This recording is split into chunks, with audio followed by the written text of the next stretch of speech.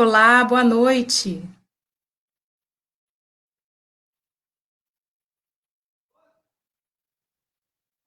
Boa noite.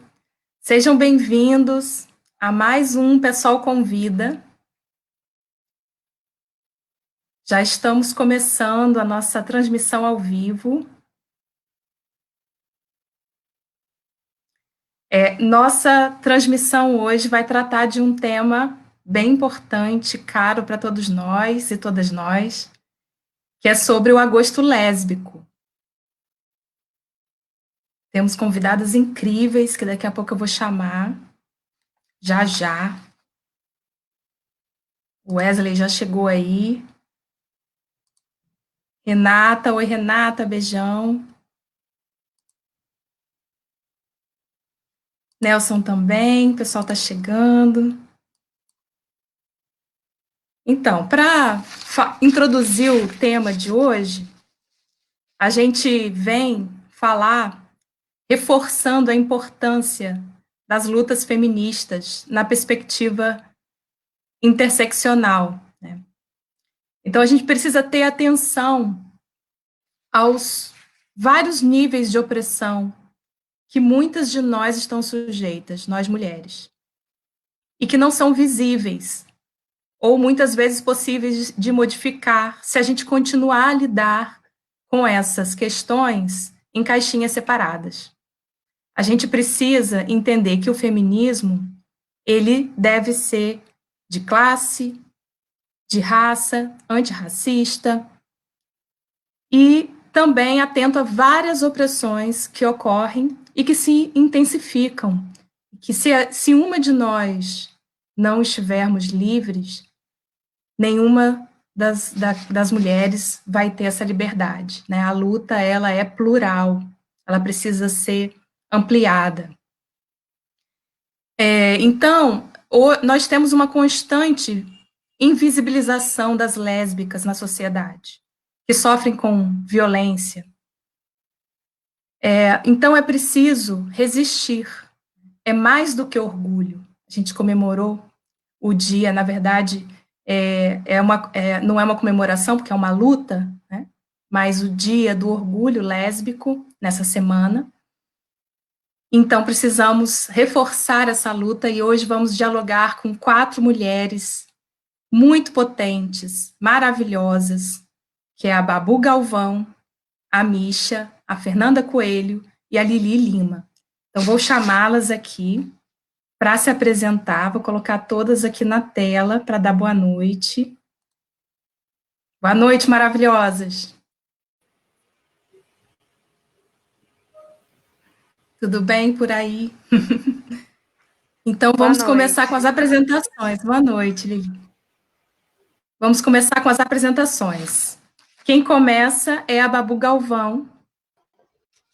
Quem Olá, boa noite. conta pra gente? Eu sou Bárbara, me chamam de Babu. Eu tenho 30 anos, sou professora há 10. Milito no PSOL há mais ou menos 5 anos. Aqui em Macaé eu estou há 3 anos. Estou aqui com a galera de Rio das Ostras hoje, mas sou de Macaé. Componho o diretório da Executiva de Macaé, do PSOL de Macaé. E sou fundadora da Frente de Ação Resistência Livre, que atua nas ações sociais aqui em Macaé. É isso.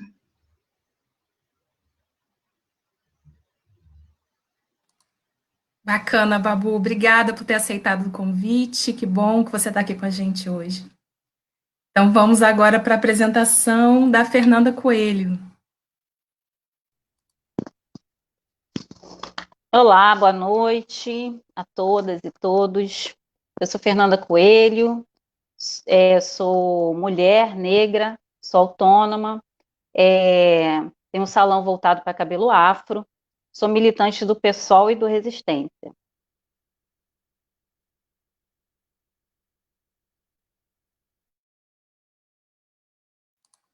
Fernanda, maravilhosa também. Obrigada por estar aqui.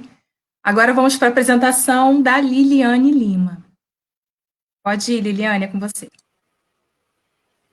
Boa noite, eu sou Liliane, sou autônoma, trabalho em Rio das Ostras.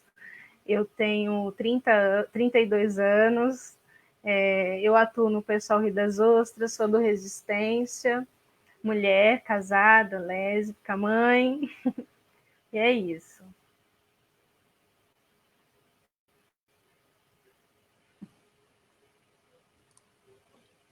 Que bom, Miri.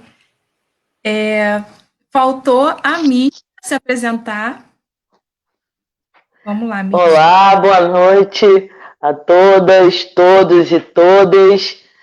Sou a Misha, sou mulher cisgênera, lésbica, sapatão, né? Com muito orgulho, sou mãe, tenho 46 anos, sou uma trabalhadora do setor artístico-cultural, sou cantora, compositora, me atrevo em algumas produções. Sou militante da Resistência, filiada ao PSOL, construo o PSOL Rio das Ostras aqui. E que bom que estamos aí, nessa noite linda. Vamos que vamos.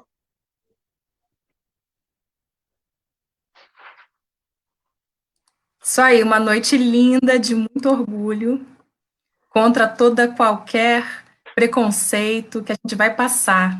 Estamos passando. Eu quero começar nosso debate, nossa discussão, perguntando para a Fernanda, por que, Fernanda, é importante falar da visibilidade lésbica?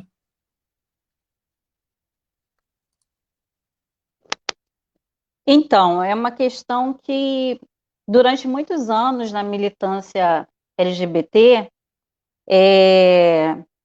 era mais focada para os homens, né, os homens gays, e isso não foi diferente com as lésbicas, né, que eram invisibilizadas, né.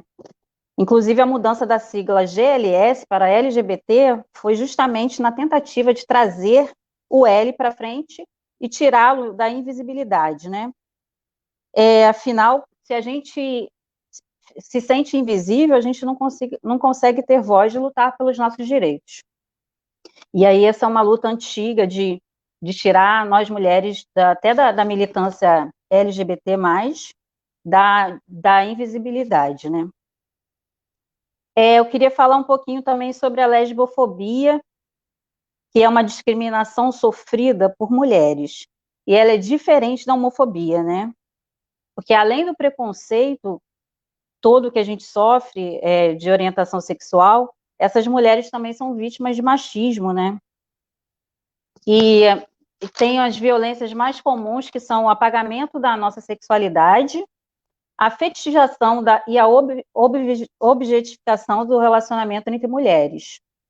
Negligência na área da saúde, algo que fica evidente quando observamos a falta de opção para o sexo seguro, ou mesmo despreparo de ginecologistas para atender mulheres que se relacionam com outras mulheres.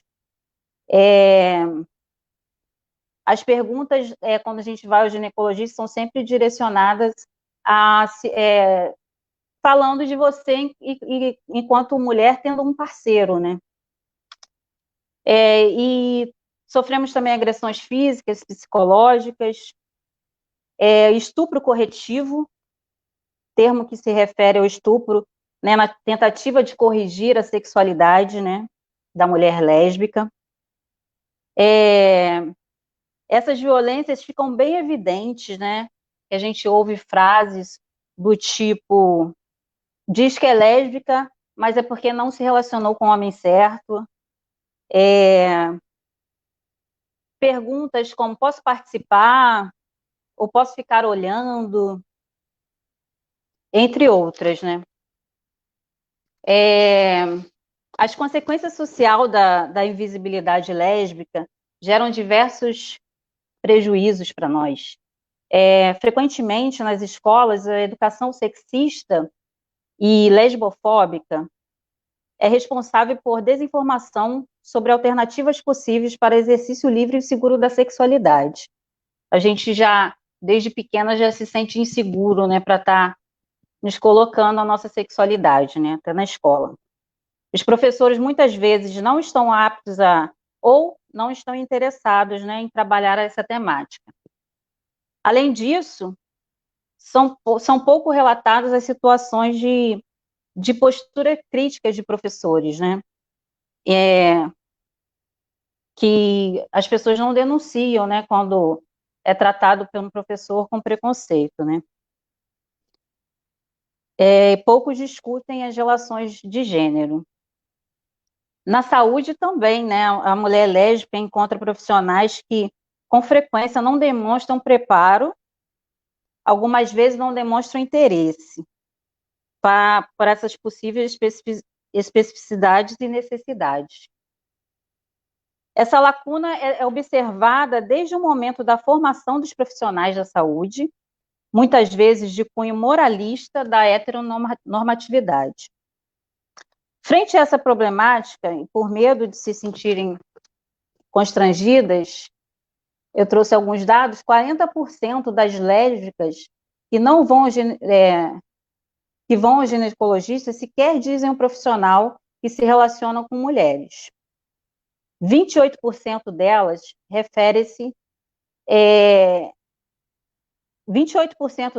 referem maior rapidez no atendimento quando mencionam, e 17% afirmam que os profissionais, depois da revelação da orientação sexual, deixam de solicitar exames considerados por elas importantes e necessários. Esses dados são do Rede Feminista da Saúde, de 2006, da página 27. O mercado também, até hoje, ele não oferece produtos de proteção contra DSTs específicos e acessíveis para as relações sexuais entre mulheres. Ainda que existam formas artesanais de improvisar, traz produtos a partir de luvas de látex, preservativos masculinos, entre outros materiais. Mas esse tipo de informação não é regularmente socializado, né, nos locais de lazer, de maior concentração de lésbicas, igual eles colocam propaganda de camisinha em todos os lugares, até na TV, né? Para mulheres isso não acontece nos lugares delas de lazer, né? Nos bares até, isso não acontece conosco. E também, muitas vezes, esses produtos não estão ao alcance da maioria, né? Pela questão de raça e de classe.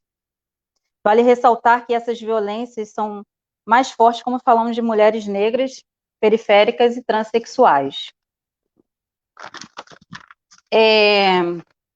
Até recentemente, não existia dados específicos sobre a violência contra a mulher lésbica, mas agora foi lançado o dossiê do lesbocídio.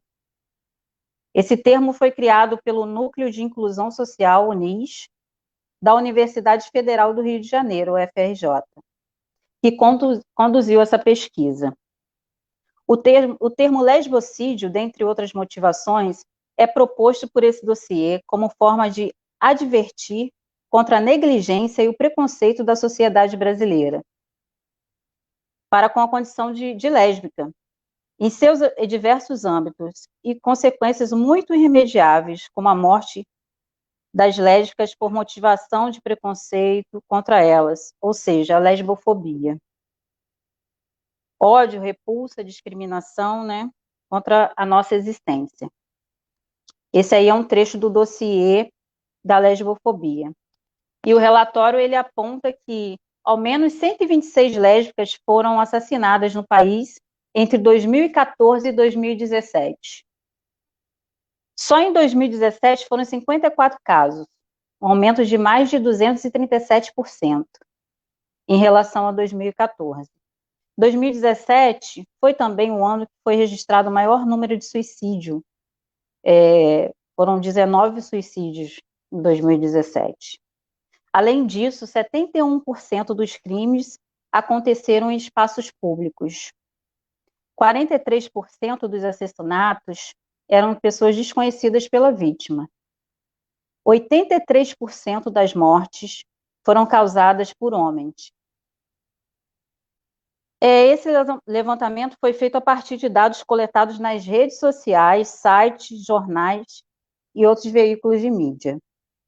Por isso, o grupo de pesquisa ressalta que esses números ainda são muito distantes da realidade, porque, na verdade, não tem mesmo esses dados oficiais, né, de denúncia. Um dos casos mais emblemáticos de lesbocídio foi a da Luana Barbosa, que aconteceu há 4 anos atrás, né? Foi dia 8 de abril de 2016. Luana tinha 34 anos. Ela saiu de casa para levar seu filho na aula de informática, no centro da cidade. Esse caso foi em São Paulo. E parou, estava em sua moto, parou com seu filho na garupa para cumprimentar uns amigos em um bar. Os policiais se aproximaram, desceram da moto, o seu filho tentou descer, né? E os policiais o seguraram, tentaram revistar a Luana e ela gritou, né, que ela era uma mulher e tentou levantar a blusa para mostrar que era uma mulher masculinizada. Nisso que ela tenta levantar e pede para ser revistada por uma policial mulher, né? Ela não é atendida e 3 policiais começaram a espancar com cacetete, com o próprio capacete que a Luana estava na cabeça, na sua mão. Os policiais espancaram ela com o próprio capacete dela, né? Eles gritavam que ia matar a sua família, seu filho, né? E foi o relato de uma vizinha que estava próxima que deu essa entrevista. E aí foram correndo chamar a mãe e a irmã da Luana em casa. A mãe da Luana e a irmã vieram socorrê-la e os policiais ameaçaram atirar. Então, nem a sua mãe e a sua irmã conseguiram intervir e continuou as agressões, mesmo mostrando que era uma mulher, chamando pelo nome, a Luana, tentando ser revistada por uma outra mulher. Enquanto eles agrediam Luana, eles foram à casa dela, né, tentar achar alguma coisa que a incriminasse, drogas, armas. Não encontraram nada. Foram para a delegacia, fizeram um boletim de ocorrência, como se Luana tivesse agredido eles. Fizeram um boletim como lesão corporal, desacato à autoridade. Não existiu nenhum documento falando sobre as agressões que Luana sofreu, né? A Luana depois é levada para o hospital, dias depois foi morta pelas complicações, né, que ela sofreu. Então, isso é uma reflexão, né, de como a gente está lutando pelas nossas vidas, né. Aí a Luana morreu por essas complicações, que foi claramente aí o lesbocídio desses policiais. E também agravando por ela ser uma mulher negra, periférica, masculinizada, né. Para finalizar, gente, eu queria dizer que as nossas vidas importam. E que nós existimos não só no agosto lésbico, a gente existe sempre e a gente sofre muitas opressões, né, nessa sociedade que a gente vive. Né, nós existimos, nós temos família, eu não falei antes, mas eu sou mãe, eu sou avó, a gente tem família de vários formatos, tem cachorro, tem gato, e a gente só quer viver em paz, né? Essa data é uma data de luta, e a gente precisa reivindicar aí, conscientizar as pessoas, né, que nós existimos, né. E eu finalizo falando que vou deixar aqui uma lembrança, né, Luana Barbosa presente, hoje e sempre. Concluí.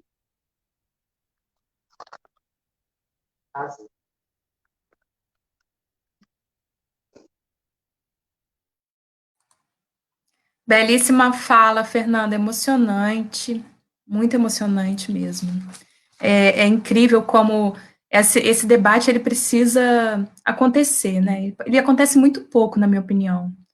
Acho que esse momento da visibilidade é tão importante por isso, porque é uma violência baseada na inconformidade do autor em relação à sexualidade do outro. Uma coisa que é tão íntima, que é do outro, e a pessoa não respeita isso, e quer mudar isso, quer provar que a pessoa tem outra outra possibilidade, enquanto que a luta é para ser quem se é, né? É para apenas ser. É pela vida, como a Fernanda falou. Uma fala muito boa, muito profunda, muito forte. Obrigada, Fernanda. Eu estou aqui como mediadora desse debate incrível, né, e estou muito feliz por estar falando sobre isso, por estar debatendo com vocês. Que bom, obrigada. E agora eu queria chamar a Babu para falar sobre as questões profissionais, que a Babu é professora há muito tempo, e aí eu queria perguntar para ela como que o sistema impede as mulheres lésbicas de se colocarem profissionalmente, né? Quais são as dificuldades que as mulheres lésbicas encontram nesse aspecto?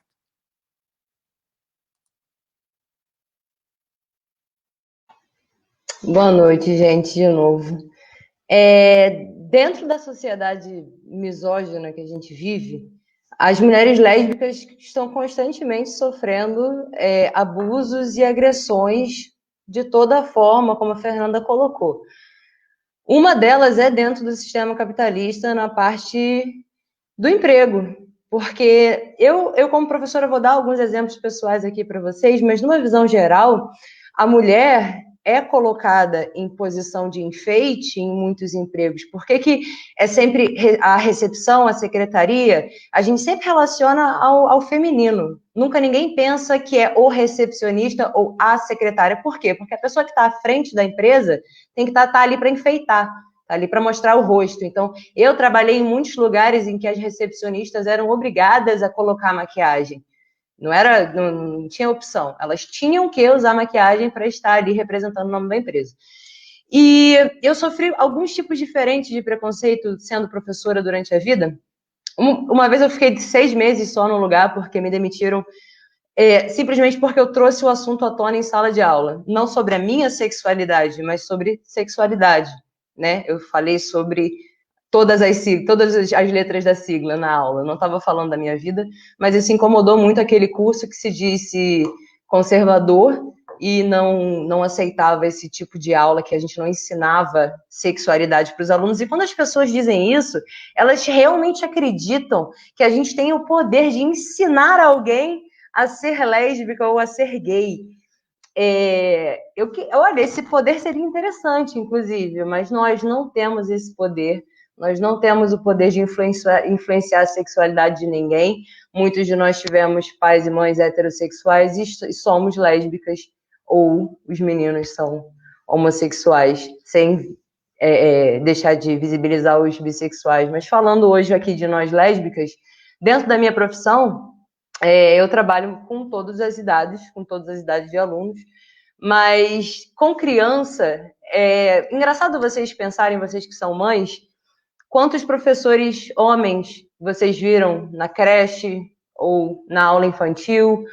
É raro, e eles sofrem um pouco de preconceito nessa área. Eles perdem muitas oportunidades por poderem dar aula só a partir de certa idade. Mas a aula é a mulher, né, da mulher de cuidar de criança. E aí eu senti uma mudança muito incrível há um pouco mais de um ano atrás, quando eu raspei a minha cabeça. Eu tinha um cabelo comprido, um cabelo colorido e comprido, que as crianças adoravam, e quando eu raspei a cabeça, as crianças continuaram adorando. Tia, você raspou o cabelo, queria passar a mão, não sei o quê. E só que a escola não achou muito legal, aquilo já não estava representando a imagem de um curso de respeito, né? A imagem de um curso de respeito não é a imagem de uma sapatão. E a partir do momento que você... eu acho um sentimento muito gostoso esse, até um pouco rebelde, de demonstrar na prática que todo esse preconceito é infundável. Então, os meus alunos sempre gostaram de mim, graças a Deus. Os pais dos meus alunos sempre gostaram de mim, graças aos deuses. E eu nunca tive problema profissional nenhum pelo fato de ser sapatão. Mas os meus chefes não gostavam muito dessa ideia. E eles pediam, já me foi pedido para me despedir de namorada na esquina, para aluno não ver o beijo. Já me foi pedido para ensinar uma outra professora a se portar como gente. Foram essas palavras que foram usadas. Porque eu era sapatão mais velha e ela era mais nova, e aí eu tinha que ensinar ela a ser mais feminina. Na época eu tinha o cabelo mais comprido e a menina tinha o cabelo curto, e eu tinha que ensinar ela a usar roupas femininas para ela poder trabalhar. Agora me diz, a pessoa vai aprender inglês melhor se a professora estiver de vestido? Não faz o menor sentido. Então, perdemos empregos, perdemos oportunidades, somos desrespeitadas abertamente no ambiente de trabalho. Já aconteceu de entrar dentro da sala dos professores, coordenador, e falar que tem que ser sapatão assim? Um comentário engraçado, e que todo mundo faz kkk, não é engraçado pra gente. Essa pessoa sou eu, e não influencia em nada na minha qualidade de trabalho. Então, eu sou criada por uma mulher que também gosta de mulheres e que me ensinou.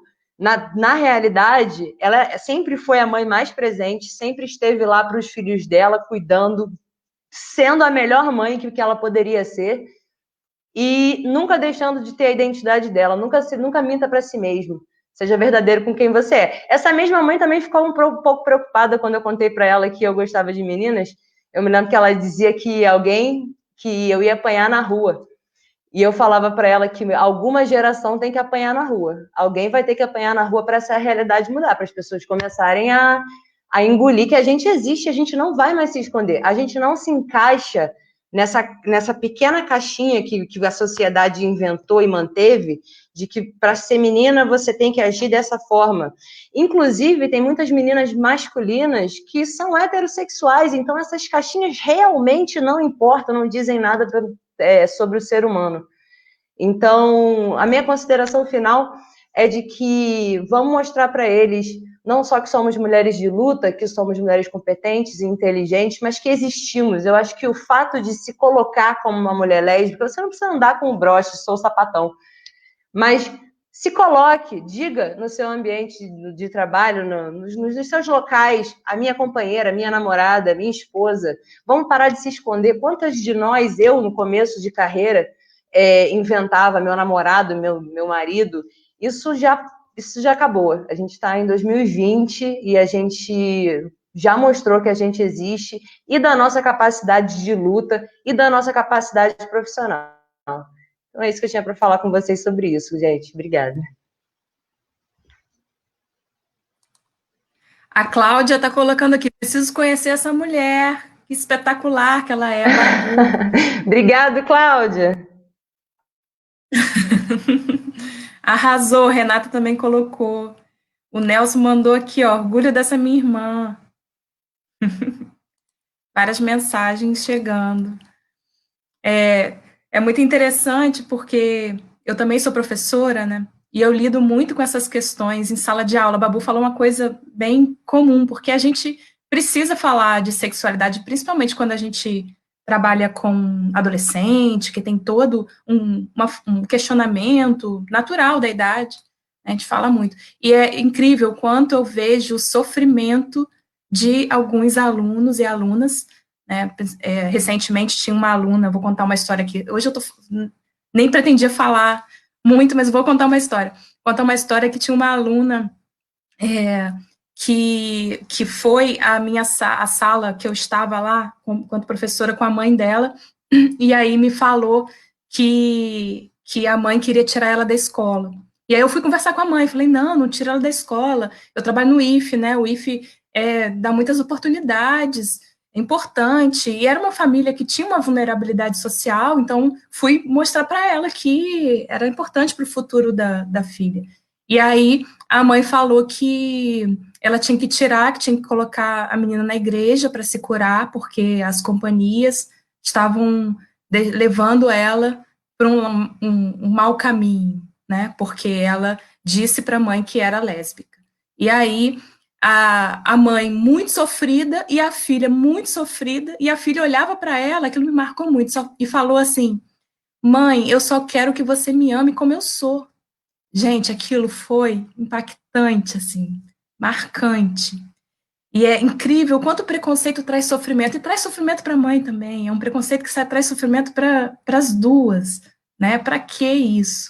É uma Ana, situação... se você me permite colocar dentro dessa sua história, inclusive quando você se coloca como professora sapatão, quando seus alunos sabem da sua identidade sexual, isso não influencia nada na sexualidade deles, mas dá essa abertura para eles entenderem que, olha, ela é sapatão e ela é professora, isso é possível ser um adulto e gostar do mesmo sexo e ser uma pessoa feliz, olha, ela é feliz.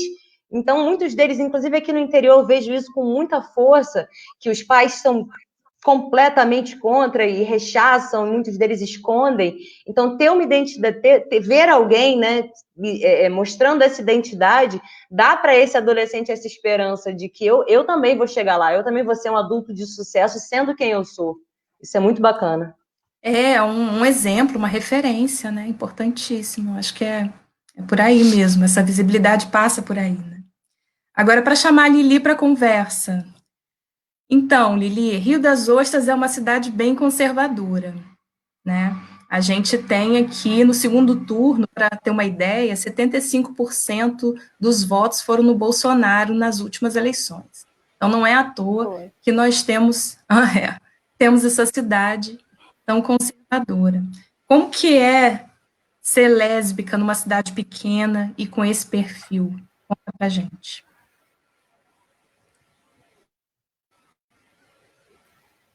Boa noite. Então, né, para mim que vem de uma cidade grande, eu tô há 11 anos em Rio das Ostras, mas vim de São Paulo, capital. Quando eu cheguei em Rio das Ostras, para eu me acostumar com essa realidade, foi bem dura, porque você percebia ali os olhares ao seu redor, né? Você consegue perceber a diferença que é de você estar andando de mãos dadas com o seu filho ou quando você está andando de mãos dadas com a sua esposa, namorada. E quando você consegue ir a algum lugar e sentar, você consegue ver essa diferença de olhares. Por ser uma cidade pequena, conservadora, você consegue perceber. Eu tive várias experiências ao longo desses 11 anos, né? Eu tive uma das primeiras experiências, eu nem morava em Rio das Ostras ainda. Eu cheguei, desembarquei na praça e estava aguardando a minha namorada na época. E assim que ela chegou, que ela me cumprimentou, o taxista nos assediou ali naquele momento. Mas é bem complicado a maneira como eu lidava numa capital não é a mesma que eu consigo lidar numa cidade pequena, porque numa cidade pequena, um assunto que seja, se você vai parar na delegacia, a cidade inteira vai ficar sabendo. Se você sofre alguma questão que dê polêmica e barraco, por exemplo, numa praça, você vai ser assunto da cidade, né? Você vai ser assunto e quando você passar, as pessoas vão te apontar, falar, foi aquela menina. Aconteceu várias vezes da gente ter que se hospedar e quando a gente chegava, a gente tem uma reserva no hotel tal e quando ela chegava, as pessoas já não é um casal e eu fazia reserva para um casal. Quando eu vim morar em Rio das Ostras, eu percebi essa dificuldade. Eu tive que me adaptar a essa dificuldade de me segurar mais, né? Porque eu não estou acostumada. O preconceito, para mim, ele nunca existiu na minha realidade, no meu convívio. Então, eu vim começar a saber o que era o preconceito numa cidade pequena, exatamente onde eu pensava que seria morar na cidade pequena é um sonho, né?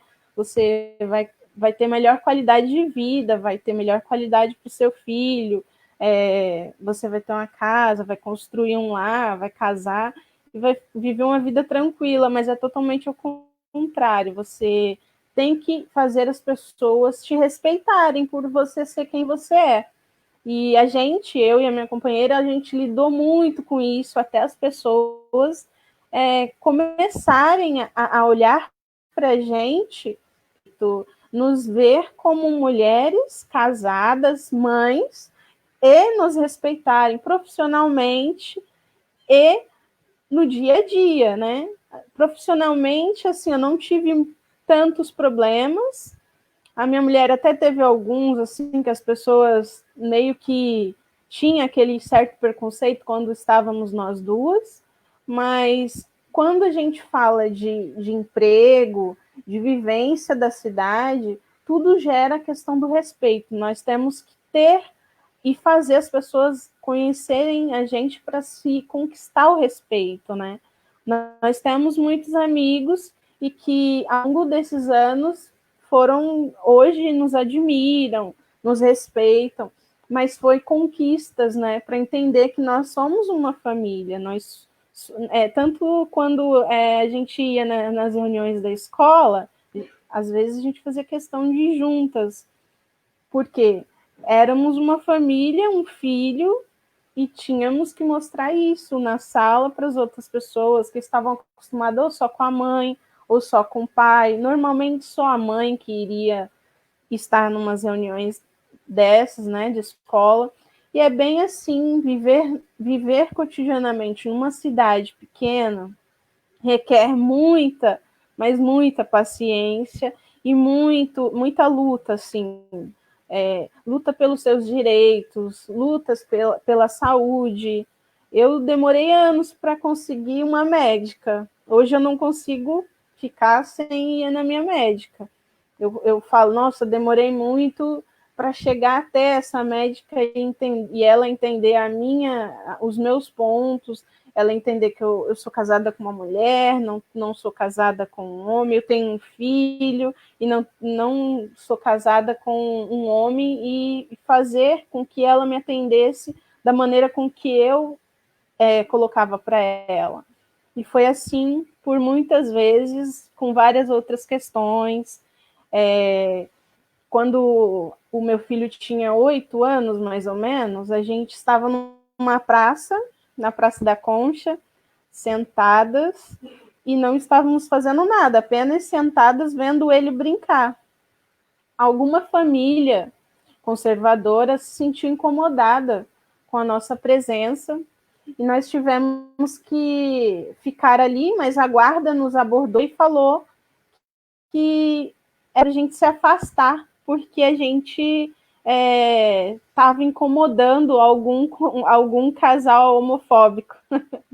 Eu dei risada, né? Porque para mim toda aquela situação era novo. Eu tinha que me adaptar ao novo, porque se eu fosse armar algum tipo de barraco, aquilo seria ruim, né? Cidade pequena, morando há pouco tempo, não teria, a gente apenas ria dessas situações de preconceito. Mas foi assim, aprendendo com preconceito, que a gente amadureceu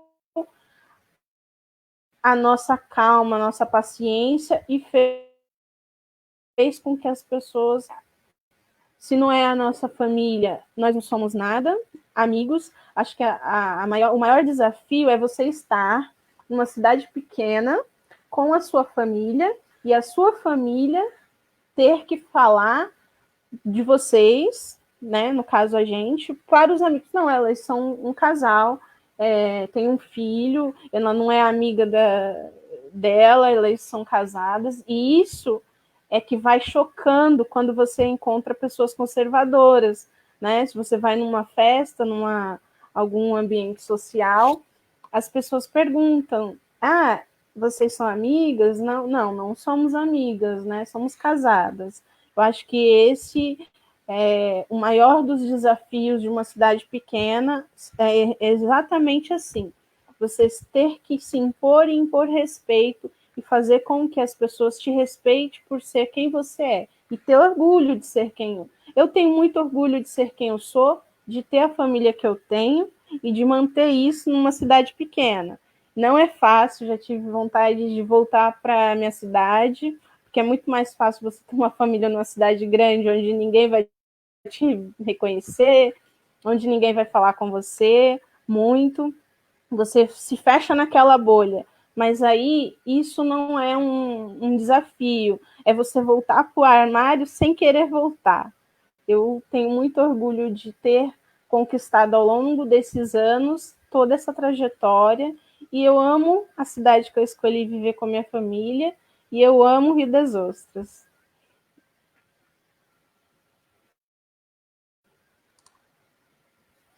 Muito bom, Lili. É um desafio, mas é um desafio que a gente topa, né? Aquele desafio que a gente fala assim, não, vamos lá. Sim. É isso aí.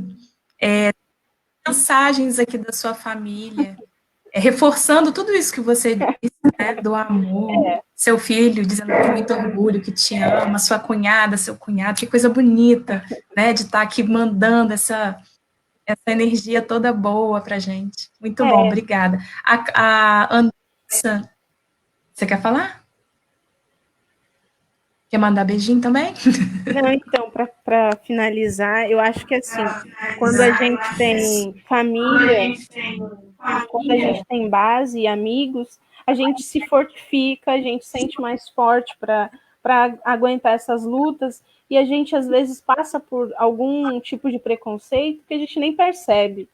Depois que a gente vai perceber, e aí acaba sendo algo que não afeta. Certo, muito bom. Somos uma família feliz, a Lê falou. A Cláudia, sua cunhada, a Cláudia falou várias coisas aqui. Deixa eu pegar uma que eu queria falar. Não tô achando agora, peraí. Aqui, ó. A Cláudia falou: temos sempre que nos impor, sair do fetiche da cabecinha dos doentes e colocar na ordem um negócio. Senão a gente sucumbe. Exatamente isso. Exatamente isso. Falou tudo. E a Bruna também mandou uma mensagem aqui, muito legal poder ouvir vivências de mulheres tão fortes como vocês. Obrigada pela generosidade. Obrigada, Bruna, um beijo.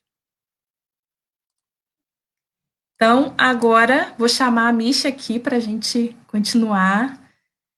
E eu vou perguntar a Misha sobre o dia 19 de agosto, que é o dia do orgulho lésbico.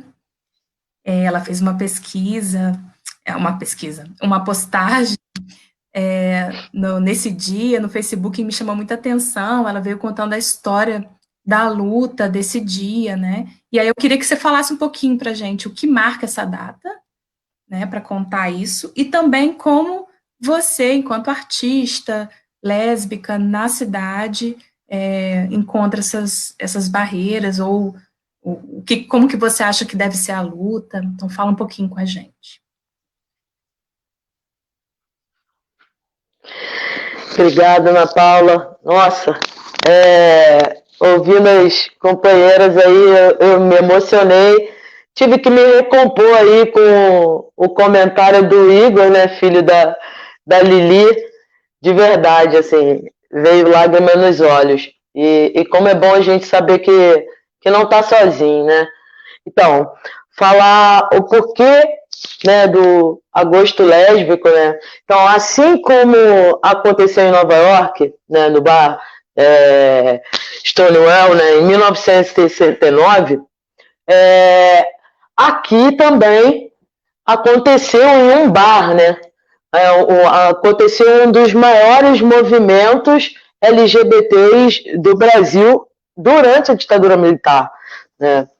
E que foi o levante de Ferros Bar.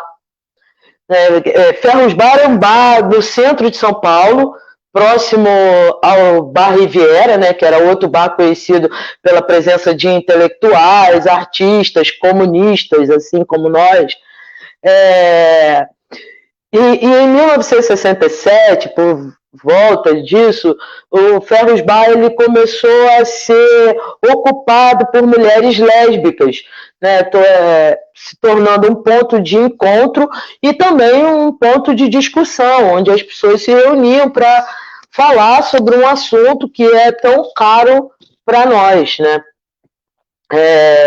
E ali, junto de intelectuais, artistas, lésbicas e feministas, começaram, principalmente as lésbicas e as feministas, começaram a ser discriminadas pelo próprio dono do bar, né?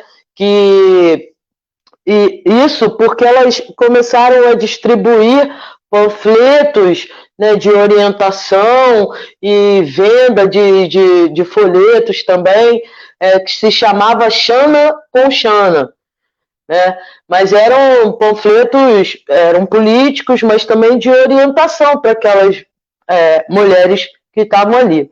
E o dono do bar chegou a proibir a entrada dessas mulheres no bar. Isso causou uma indignação enorme, né, no local, e como o local era um ponto de encontro de toda essa gente, e tinha o GALF, né, que era o Grupo de Ação Lésbica Feminista, que se encontrava e era responsável por esses panfletos, então ele se junta com outros movimentos LGBT e mais, com outros movimentos feministas, né, com a ajuda de parlamentares,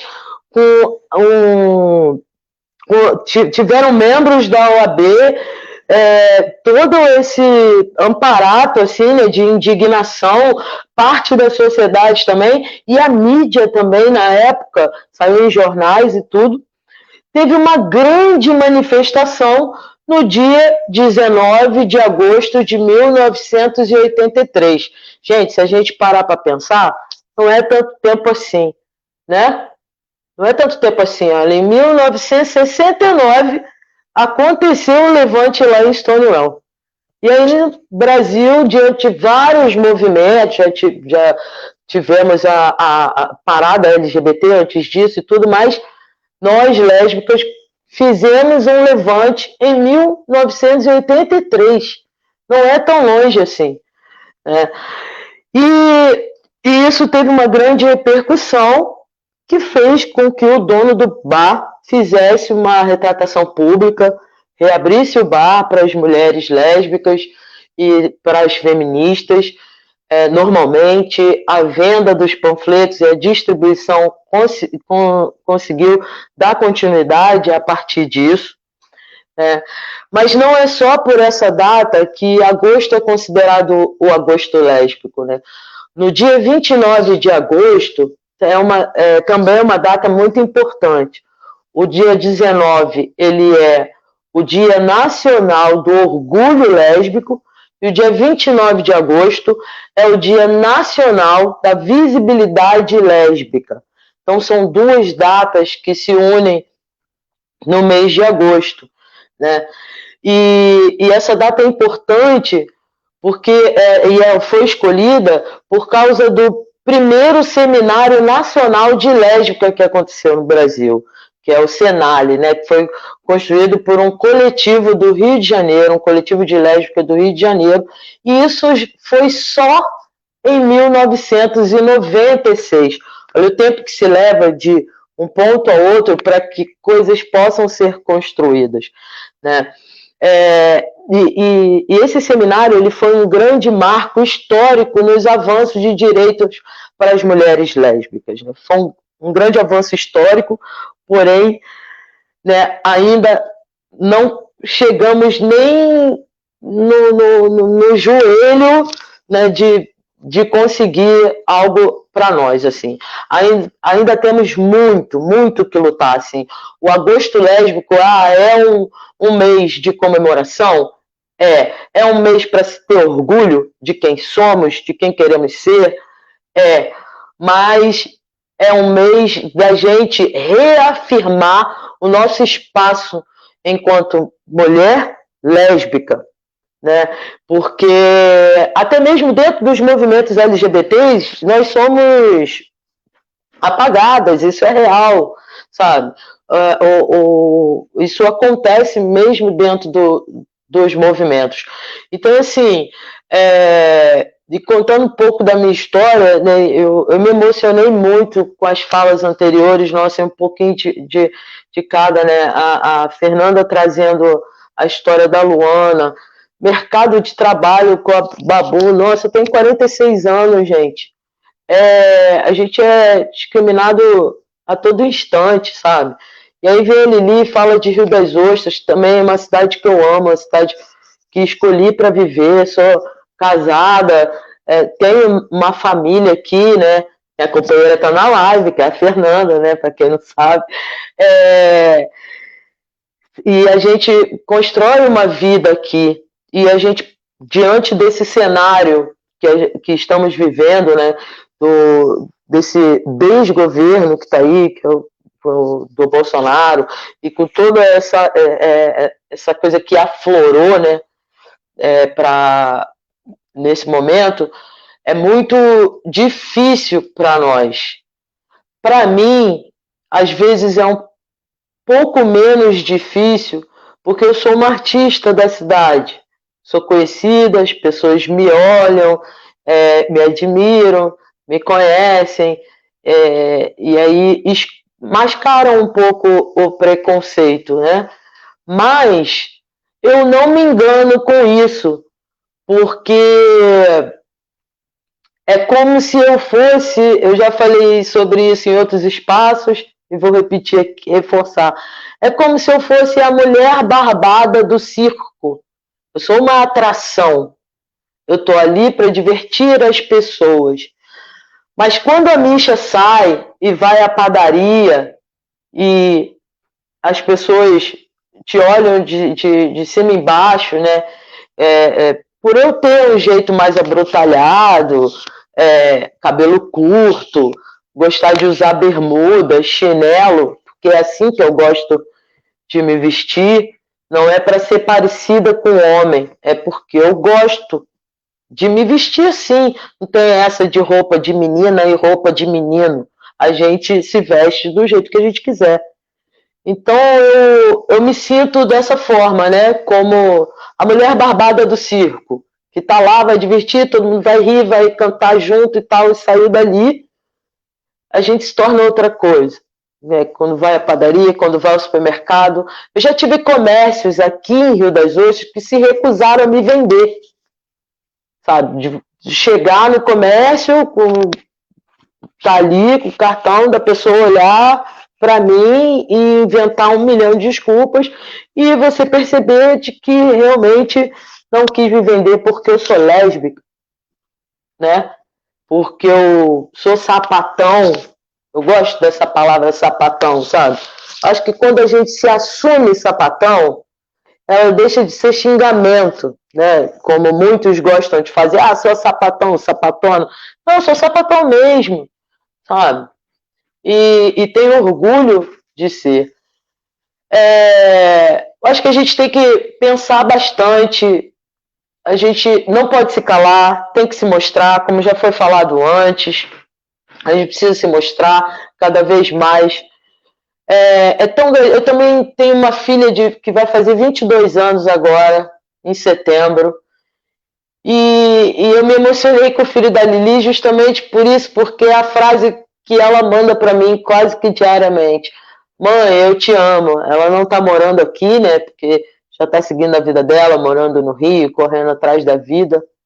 E ela fala, mãe, eu te amo.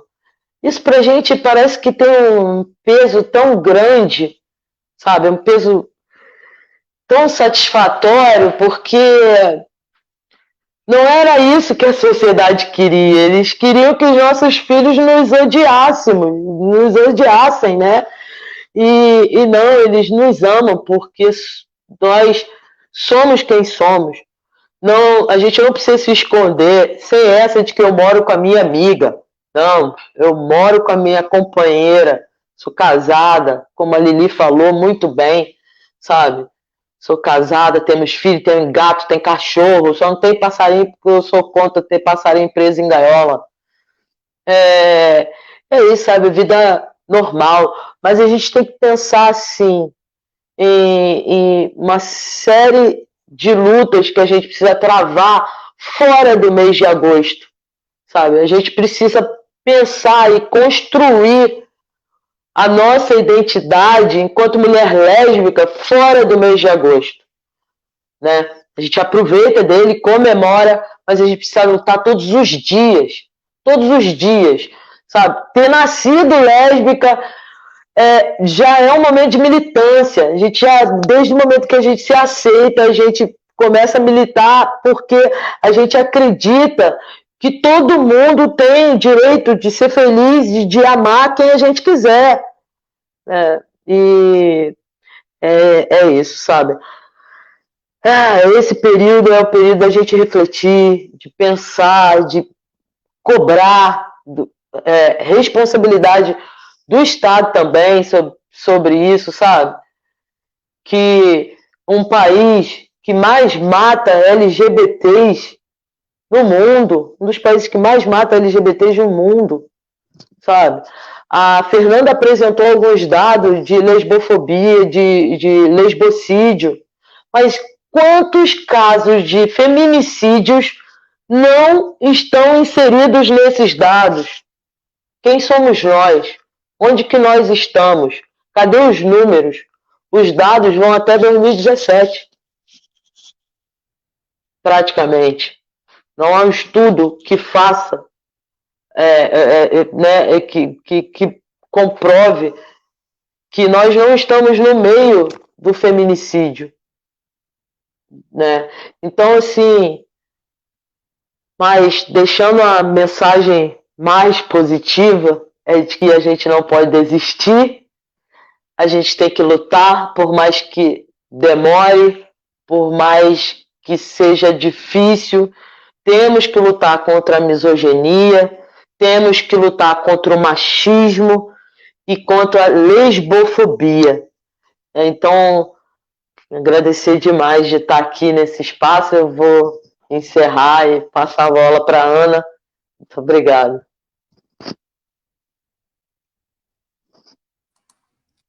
Emocionante, Misha. Muito emocionante. Obrigada por isso. Eu acho que é isso, né? Mesmo em tempos de obscurantismo, o sol insiste em nascer. E a gente será resistência, nós estaremos nessa luta juntas. Eu acho que isso é o mais importante aqui dessa live, é a gente entender que precisamos estar sempre resistindo e com esperança. Eu sou positiva, sabe? Eu acho que as coisas estão muito ruins, sim, mas eu acho que a gente consegue, nós somos capazes de pensar numa outra sociedade, uma sociedade que tem mais respeito e amor ao próximo, que tem outra base, que não é essa base que está aí colocada, né? Bem, então, infelizmente, nós estamos chegando ao fim desse bate-papo delicioso. E, para encerrar, eu vou pedir que vocês se despeçam, façam algumas considerações finais, se desejar. Então, vou chamar a Fernanda primeiro para a despedida. Bom, gente, eu queria agradecer, né, esse espaço, essa mesa maravilhosa que a gente está aqui hoje. É muito bom a gente falar para a gente, para os outros, agradecer as pessoas que estão aqui, as companheiras, né, tão valorosas aí para a militância. E é isso, eu acho que a gente deve seguir se afirmando enquanto lésbica, né, se posicionando na sociedade, dizer que a gente existe. A gente tem aí a Marielle, né, que era uma mulher negra, lésbica assumida. Eu acho que essa é a luta mesmo, da gente se assumir frente à sociedade e naturalizar, né, que a gente é família, nós somos pessoas, nós existimos. E é isso. Um grande beijo a todos. Lindíssima. Vamos, lindíssima, Fernanda. Vamos, Babu, com você. Bem, também queria agradecer o espaço, agradecendo sobre, bem, a minha vivência e sobre tudo isso. Saudades, companheiras de luta maravilhosas, todas as três. E as considerações finais para mim ficaram muito confusas, porque eu queria comentar um pouquinho do que cada uma disse. Eu acho que o que a Fernanda colocou de interseccionalizar a questão da lesbofobia é uma coisa que a gente nunca pode deixar passar em branco, que passa por classe, que passa por raça. A vivência da Lili também me tocou muito, porque eu também vim de uma grande capital para o interior, onde os pais da minha companheira disseram que iam me matar ou coisa parecida. E eu não vou entrar em grandes detalhes, porque a gente está numa live, não é isso? Mas aconteceu. E a fala da Misha como artista, como mulher mais masculinizada, a gente não quer parecer homem, muito pelo contrário, a gente quer mesmo parecer homem. A gente só quer se vestir de um jeito confortável, a gente só quer se sentir bonita do nosso jeito. E isso não tem que interferir da forma como as pessoas tratam a gente. Então, como considerações finais, eu acho que eu só queria botar que somos mulheres lésbicas com orgulho, mas somos pessoas completas. Então, somos mulheres lésbicas que falamos de cultura, como a Misha, somos mulheres lésbicas que falamos de educação, como eu, e somos mulheres lésbicas que não queremos só nos impor e só dizer, eu quero beijar essa boca, eu quero existir como ser humano completo, porque eu sou muito mais do que qualquer taxação que você tenha para mim. É isso. Obrigada a todo mundo que assistiu, a galera que participou aí, comentando. Obrigada, Ana. Boa noite, gente. Bom, muito bom, muito bom. Agora, deixa eu ver quem que tá faltando. A Fernanda, a Babu, vamos para Lili. A Lili, que a Lili caiu, voltou. Pronto, tá aqui. Vai, Lili. Oi, gente. Nossa, que papo, que noite. Gostei muito. É muito importante esse espaço, porque faz com que outras pessoas se sintam acolhidas, né? A gente tira pelos comentários. É necessário falar, é necessário a gente conversar, dialogar, é necessário na educação, na saúde e no dia a dia. Reafirmar quem somos é questão de respeito, é questão de você existir e ser quem você é pelo que você escolheu ser, não pelo que as pessoas impõem a você e pelo julgamento do próximo. Eu quero agradecer, quero deixar um beijo e dizer que o ano passado a gente comemorou esse dia todos juntos, unidos, com poesia, com música, num espaço que foi muito bem acolhido.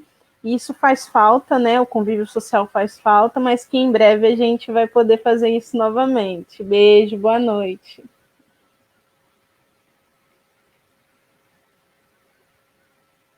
Fiz bobagem. Obrigada, Lili, muito bom. Que bom ter você aqui. Agora eu vou passar. Peraí. Então, né, gente? Ai, podia ficar até amanhã falando com vocês. Lili, muito bem lembrado do nosso agosto lésbico do ano passado, né? E as coisas vão se juntando. Também foi num bar onde a gente ocupa e faz discussões, né? Quem sabe de lá sai a revolução de Rio das Ostras. A gente vai conseguir voltar. Mas eu quero agradecer a todo mundo que está aqui, galera que está comentando, sabe? Multipliquem isso aí. Vamos compartilhar essa live, vamos fazer chegar até as pessoas. E como eu disse antes, o mês de agosto é um mês de comemoração, mas um mês de reafirmar a nossa luta, né, que já para nós é diária.